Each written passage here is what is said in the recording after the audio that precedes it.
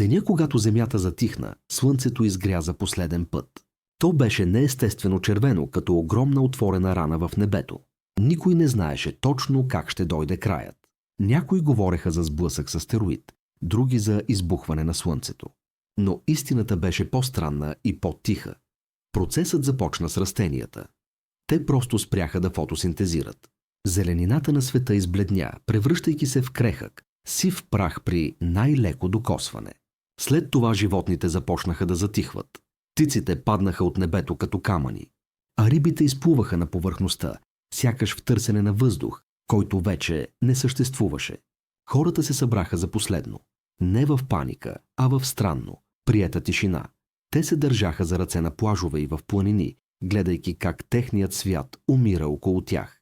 Атмосферата започна да се разпада. Вятърът спря. Звукът изчезна.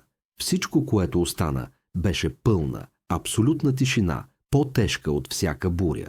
И тогава, в последния миг, нещо неочаквано се случи. От сърцата на последните хора, вместо страх, се издигна светлина. Тънка, топла и мека. Тя не спря края, но го преобрази.